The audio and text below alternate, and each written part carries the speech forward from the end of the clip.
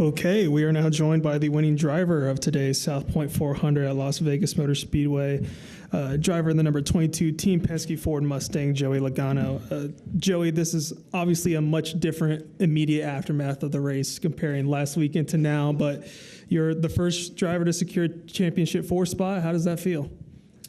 It feels great. What do you think I was going to say? Obviously, it feels really good. So proud of our race team all the way through. This group of guys they're truly incredible. They're good people, which is one of the things I'm most proud of. But they're really smart, and in the playoffs, they're able to really be able to keep a level head and maximize the races no matter what's dealt with them. And today we had a solid car. We were not as good as a 20, but we were a top 5 car. In a long run, we were probably the best car. We just got ate up on the restarts too much. And so when there's an opportunity like that at the end of the race where there's a long run and you're able to make good mileage, that's one of our strengths that we have with the Ford. And so there's an opportunity there to run it long. And then when you put that together with Paul Wolf, an incredible crew chief, we call him Big Ball Paul now, and he's he really makes it happen there. Our engineers calculating everything, and then communication, right? That to Coleman, my spotter, back down to me as the driver. How much can I save? What's going on around me? How, obviously we don't want to win by too much, right? You want to make sure you save enough gas to get to the end. You got to get to the end if you're going to win. So able to make it happen. So excited. All right, well, we'll begin opening it up to questions. We'll start right here with Mark, and then we'll just go down the line. Mark Bureau, PRN. So how do you feel about this 1 week swing? Low of blows, you barely miss out, so now you're in the championship board. You can't make this stuff up. No, you really can't. Nobody in Hollywood can even write this script. You're right. I don't know. I'm just blessed to be in the situation that we're in, right? We were good enough last week to be the next guy to get in, the next team to get in, and we were good enough to do that. And then, today we were able to do it. My wife, I talked to her in Victory Lane. She's like, do you believe 1 week ago at this hour, I come walking out of our bedroom and I said, you're not going to believe this shit. You know what I mean? It's like, you wouldn't believe it. And here we are a week later. And I told you ain't gonna believe this. We won this one, so excited about the opportunity ahead of us. Right, our focus now is moved forward to Phoenix, and the next 2 weeks don't really matter. It's the advantage that we earned, and we know what that advantage is worth. It's worth a lot. So our focus tomorrow morning will be on Phoenix. Job to finish. On the left. That's sure NASCAR. Joe, congrats on this. I feel like the cohesion of Team Penske was really on display all weekend, from all 4 teams rallying around the 12th team to help them get the backup car ready, and then Ryan helping you as a buffer there in the closing laps. How does that help define kind of the team principles that Penske kind of abides by? I don't think there's a team out there that works better together than Team Penske. That is just in our DNA all the way through. And that started years and years and years ago. I can't even take credit for being part of that. From when I got there, the openness between team to team. I remember years ago, Brad telling me when I got there is that I'd rather you beat me and finish second than him beating me and finishing 21st, right? Like that's the attitude that we have. And, so when you have that, all the way through the team, that is just very helpful for us. I've been around long enough to realize that it's good to see your teammate win. I know you want to be the top dog, right? Obviously, but the more I'm around the sport and the more I realize how that really raises the whole team. And then you build the relationships with people that, it makes you happy to see, it affects their life, right? These bonuses are real. For the teams, right? And so anything you can do to help those people that you care about is something really special to me. So that's me talking like an old man up here after years of being here, but I truly believe that. So, that teamwork all the way through with Austin, with Blaney, but the guys building the cars, we're all on the same page and truly happy for each other's success. We'll come right here in the middle. Then we'll go Jerry Jordan and then Lee. Got the race experts. I know statistics are statistics and drivers are drivers, but what is it with you and even yours? Beats me. I know I've told you that you guys bring this stuff up, and I'm like, I don't even know. I keep looking at Bob up here. He thought I was going to make the playoffs this year. Who's laughing now? That's good motivation, though. I appreciate it. I needed that. Yeah, believe it. That's funny. Love that for sure. What was kind of going through your mind in those closing laps as you heard, Bell closing 10, 8, 6, 4, and just what you had to do? Yeah, I was just focused on the information I was being fed. I was going as fast as I felt comfortable going with saving fuel. I knew I couldn't waste time with Suarez. I had to get by him as soon as I got to him, which took me an extra lap longer than I wanted it to be, but was able to get by him in enough time and felt like we were in good shape. And I only knew that because of what Coleman was telling me up there. He's like, hey, I think we're in good shape. He's not going to catch us if we keep doing what we're doing. So as long as you don't get enough traffic friction by passing cars and not doing it efficiently, you're going to be able to stay ahead there. So, the pace was starting to equal out as his tires are wearing. My tires were wore out, obviously, after a long run like that. So that information made me feel pretty confident. And, I know Paul well enough now that when I hear it in his voice, he felt pretty confident we were going to make it on gas. So, they kind of said what we're doing is working, about 25, 30 laps to go. So I really kind of felt like, I can just kind of keep running this pace. And, hopefully the 99 is going to have to save more and he'll back up and then just got to go fast enough to stay in front of the 20. We'll go to Jerry, Lee, and then Jeff up here. Jerry Jordan kicking tires. Along those lines, as a driver, though, when you're running that many laps, and you know that you're going to be low on fuel, are you like, hey, guys, are y'all sure about this? Or because some of the competitors were wondering if you're going to run out. I'm going, like I said, I'm going off of what they tell me, and they seemed pretty confident. Like I said, it takes the whole team to do it, right? Our gas man, Nick Hensley, has so much experience on the racetrack, and he's so smart as a gas man. He totally gets it. So he did a good job at packing it when it mattered. Our engineers, Shaggy and Joe, Paul on the box, they do a good job at really understanding, what we're going to need to make it and how to efficiently tell me what to do, right? I mean, at that point, I always tell them in fuel mileage, just tell me what to do because I don't have all your squiggly lines. I don't know what's going on. So you got to coach me. So they did a great job at doing that. You also had enough fuel for burnout. So. Absolutely. Lee, and then Jeff, Bob. Lee Spencer, Series 6 on the NASCAR Radio and CatchFence.com. Both Paul and your tire changer, Jake Seminara, said to me, everybody's pissed off now because Joey Logano is the last person they want to see in the round of 4. What is it about you're beaming, but what is it about this team that people fear so much? I don't know exactly what it is, but I do know that this team rises to the occasion, and that's why I said I'm so proud to be a part of them because it's not just me driving the car. All these guys realize what's on the line. Like I said, they've been doing it for so long.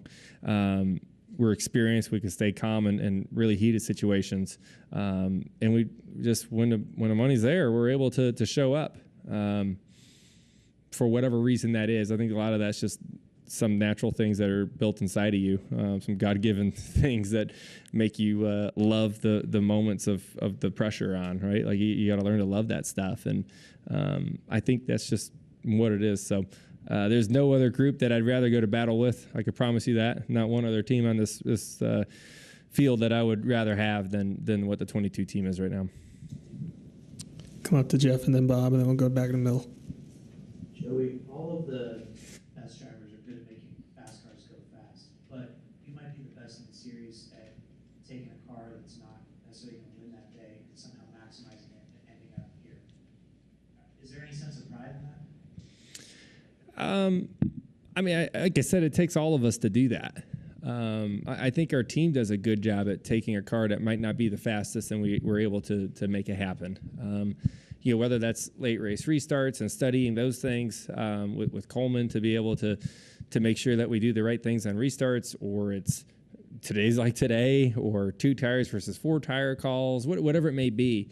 We work really hard at it, and every team does. Don't get me wrong; like everybody looks at these scenarios and how to do it. But if you keep yourself towards the front close enough, and we all know how NASCAR races are, right? They're unpredictable, right? I mean, I'd say at one point in this race, it was pretty predictable what you thought was going to happen, and it didn't. So just it's wild, right? It's what it is. So you never know, right?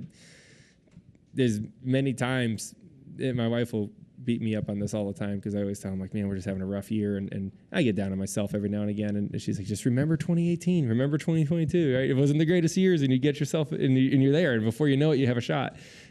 Same scenario again, where we had not maybe the best regular season, but when the pay window opens up in the playoffs, the 22 shows up. Kind of Bob up here in the front.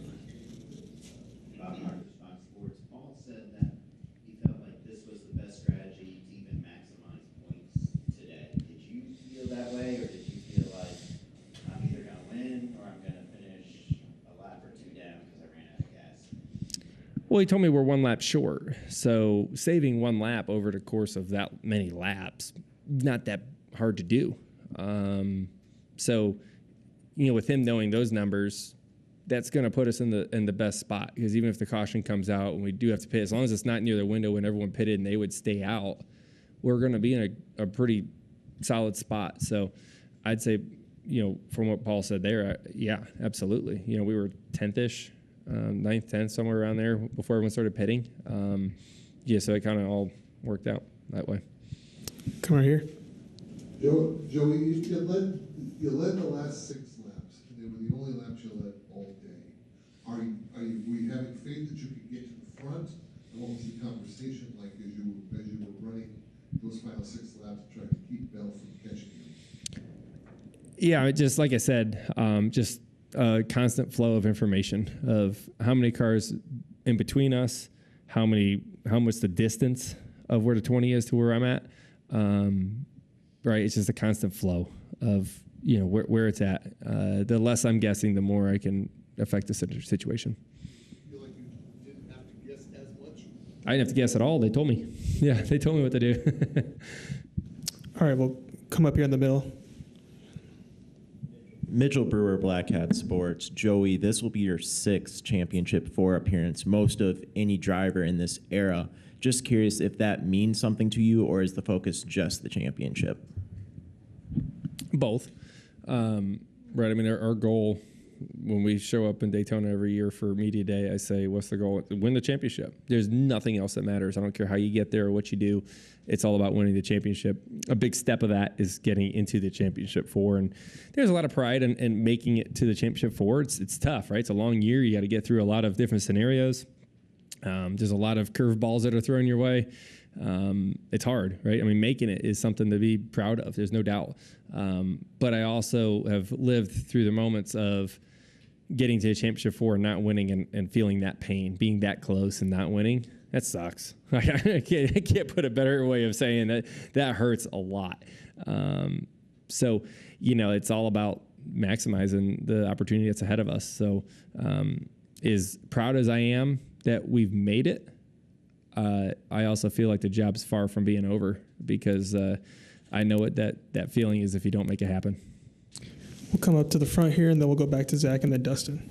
Hey, Rogera, UNLV Road Report. Joey, I asked you yesterday if the events that had transpired this past week were perfect timing for you, and you mentioned how there aren't any wild card races in this round, hence it was the right timing. And even though this wasn't like your other Vegas wins, has this past week been the best case of timing in your motorsports career? I mean, it's definitely Yeah, I mean, I don't know how to answer that part of it. There's been some great parts of my career, and there's been some low moments, and sometimes it all happens in one year. And I feel like that's kind of what's happened this year. It's been some pretty tough, Sunday nights, and then there's been some pretty great ones. So we're trying to end on a good note right now. And so, like I said, got a great opportunity ahead of us. We just need to maximize it. Joey, Team Penske now has a chance to go 3 for 3 in this next year in terms of championships. In this era of parity where we see so many different winners, we see so many different drivers in contention week after week, what has allowed you and Team Penske as a whole to continuously put yourselves in these positions and be able to maximize? People. It's that simple. Like I said, we have Rogers assembled some incredible people at Penske, and I know everybody says this about their teams a lot of times, but I truly believe it inside, where you got some really solid people, right? Not just what they do at the track, but what they do at home and the way they live. I'm like I said, I'm really proud to be a part of a team like this. Rogers' way of just building people around him and the environment of what's expected at Team Penske. He doesn't have to say it anymore. Right? When we hire somebody, it's not like he has to come in there and tell them what he expects. It's pretty well known, and all of us know, and it's just kind of snowballed ever since. So, a ton of credit to Roger for hiring the correct people, but also creating a culture that's surrounded by or centered by winning, but also doing it in an elite way. Go, Dustin. You mentioned 2018, 2022, this year's regular season, but then you get to the playoffs, and you're always competitive. So what makes you and the 22 team thrive in these moments? Like I said, it's the people. It really is. I mean, and like I said, we're very experienced. We've been around the block a few times. We know how long the season is. I think Joe Dilly's our youngest member on our team, our front changer, and everyone else is at least my age. So, we've all been doing this in our sport for a long, long time, and I just think that when you get a group like that just gets it, they're all married with kids for the most part. Like, everyone just really understands what life's about at this point. And we also know that, like, hey, these opportunities don't happen every year. Like, we don't, you don't know how much longer you got, right? So you want to make sure that you capitalize when you have these opportunities these days. All right, well, we'll wrap up with Kelly. Joey, you ended the regular season 15th in the standings before things were reseeded. You had 7 playoff points, 8 top 10s. Did you guys just overachieve by making the championship 4? Maybe in your mind. I don't know. I mean, for us, our goal always is to make it, and we truly believe we can. Like I said, there's been many years where, by the stats, it doesn't look too good. But we've been able to capitalize when it matters, and the playoffs, we just turned a wick up. I don't know exactly, like I said, what exactly that is, but it just happens. So, you look at our playoff wins in our history versus our regular season wins. It's kind of crazy looking percentage-wise what that is. So, we just seem like when the playoffs come around, we do a really good job. And like I said, I'm very proud of that. But I always think of what Roger says, and it's one of my favorite things he ever said is don't trip on your press clippings, right? Like, don't get too over your skis, and because the job's not done yet, right? We got to keep staring out the windshield and keep our heads down and grinding for the next few weeks to get ourselves an advantage. All right, Joey. Well, congrats on the win and game back to the championship 4. Absolutely. Thank you, guys.